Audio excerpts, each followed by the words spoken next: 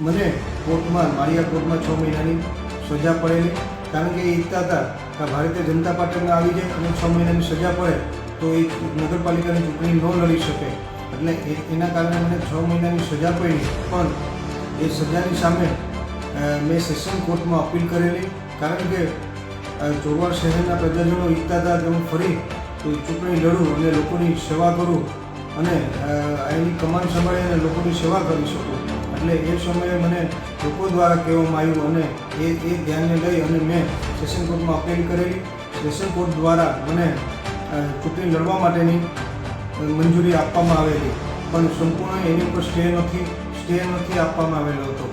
અને એના કારણે મેં હાઈકોર્ટમાં અપીલ કરેલી અને આજ રોજ હાઈકોર્ટમાં મને 6 મહિનાની સજા ઉપર સ્ટે આપવામાં આવ્યો.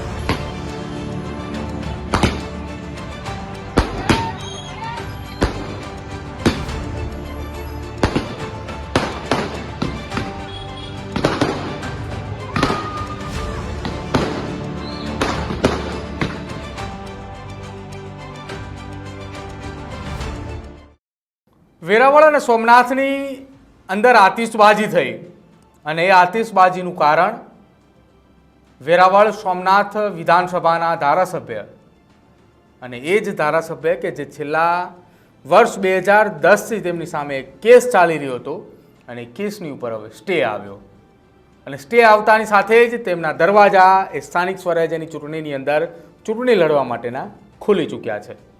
હું વાત કરી રહ્યો છું વિમલ ચુડાસમાની, અને વિમલ ચુડાસમાએ વેરાવળ અને સોમનાથની અંદર એક આતિશબાજી પણ કરાવી. નમસ્કાર, આપ જોઈ રહ્યા છો ન્યૂઝરૂમ ને આપની સાથે હું છું પ્રદીપ. ગુજરાતની અંદર અત્યારે સ્થાનિક સ્વરાજ્યની ચૂંટણીનો માહોલ ચાલી રહ્યો છે. એક તરફ ભારતીય જનતા પાર્ટી, બીજી તરફ કોંગ્રેસ અને આમ આદમી પાર્ટી, આ તમામ રાજકીય પક્ષોએ ચૂંટણી લડવા માટે અને પોતાના ઉમેદવારોને મેદાને ઉતરવા માટે તૈયારીઓ દર્શાવી રહ્યા છે. કોઈ જગ્યાએ ફોર્મ પણ ભરાઈ ચૂક્યા છે, કોઈ જગ્યાએ ઉમેદવારના નામો પણ જાહેર થઈ ચૂક્યા છે. જોકે આ તમામ વાતોની વચ્ચે વર્ષ 2010ની અંદર વિમલ ચુડાસમાની સામે એક ફરિયાદ દાખલ કરવામાં આવી હતી અને ફરિયાદના આધારે તેમને 6 મહિનાની સજા પણ પડી હતી. જોકે એ 6 મહિનાની સજાની સામે સેશન કોર્ટની અંદર એક અરજી કરવામાં આવી હતી. એ અરજી બાદ આખી આ ઘટના હાઈકોર્ટ સુધી પહોંચી અને હાઈકોર્ટની અંદર પહોંચતાની સાથે જ હવે આ ઘટના સંદર્ભે સ્ટે આપવામાં આવ્યો છે. હવે આખી આ ઘટનામાં 2010ની વાત કરીએ. 2010ની અંદર વિમલ ચુડાસમા સામે આ ફરિયાદ એટલા માટે ક્યાંક નાખવામાં આવી હોય તે પ્રકારના આક્ષેપ વિમલ ચુડાસમાએ કર્યા હતા કે તેઓ નગરપાલિકાની ચૂંટણી ના લડી શકે અને ભારતીય જનતા પાર્ટીની અંદર જોડાઈ જાય.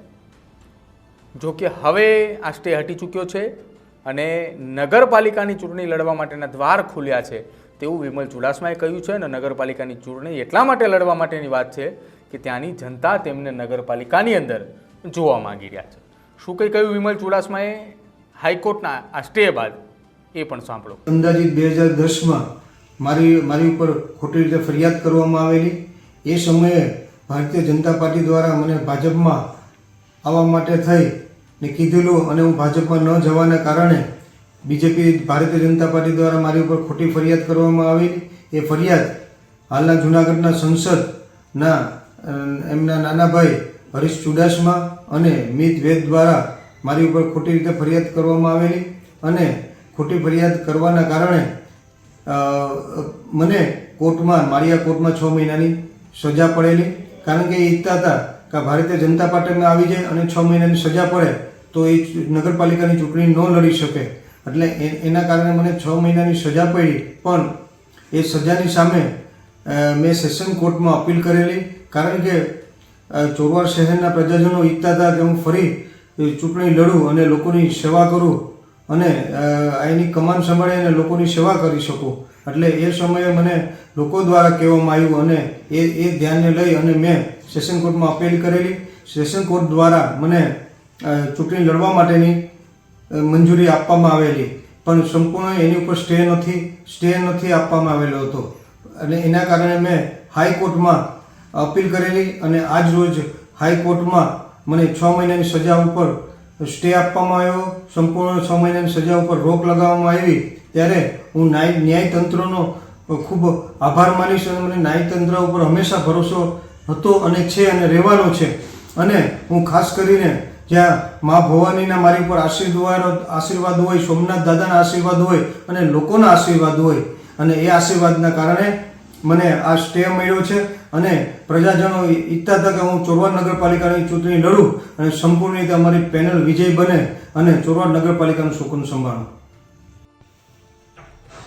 આ તકે હું મારા હાઈકોર્ટના વકીલ BM મંગુકિયા સાહેબ અને હાઈકોર્ટના વકીલ બેલાબેન પ્રજાપતિ એનો ખૂબ ખૂબ હું આભાર માનીશ, કારણ કે એમને કોર્ટ સમક્ષ સાચી હકીકત જણાવી અને કોર્ટની સાચી હકીકત જણાવતા મને આ સ્ટે મળ્યો છે. અને ફરી હું BM મંગુકિયા સાહેબ અને બેલાબેન પ્રજાપતિનો ખૂબ ખૂબ આભાર માનું છું. તો આ હતા વિમલ ચુડાસમાના ગંભીર આક્ષેપો. તેમણે કહ્યું કે જૂનાગઢના સાંસદ રાજેશ ચુડાસમાના ભાઈ દ્વારા તેમના ઉપર ગંભીર પ્રકારના આક્ષેપો કરતી એક ફરિયાદ કરવામાં આવી હતી કે જેના કારણે તેમને 6 માસની સજા પડી હતી.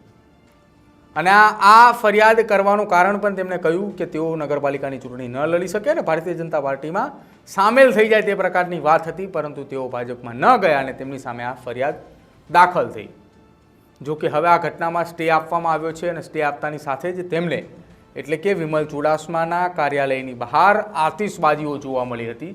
અને આતિશબાજીનું કારણ એ છે કે તેઓ હવે આખી આ ઘટનાની અંદર હાઈકોર્ટની અંદર જઈને આ ઘટનામાં સ્ટે લઈને આવ્યા છે અને સ્ટે લઈને આવતાની સાથે જ ચોરવાડ નગરપાલિકાની ચૂંટણીઓ તે લડી શકે તે પ્રકારની તૈયારીઓ દર્શાવી છે. અને ચોરવાડની ચૂંટણી એટલા માટે તેઓ લડવા માગે છે કે તેમના ત્યાંના સ્થાનિક લોકો એવું કહી રહ્યા છે કે વિમલ ચુડાસમા અહીંયા નગરપાલિકાની ચૂંટણી લડે. આપનું શું માનવું છે વિમલ ચુડાસમાની આખી આ વાતને લઈને, અને સાથે જ શું વિમલ ચુડાસમાએ ચોરવાડ નગરપાલિકાની ચૂંટણી લડવી જોઈએ? આપ જરૂરથી અમારા કમેન્ટ સેક્શનની અંદર જણાવજો. જોતા રહેજો ન્યૂઝરૂમ. નમસ્કાર.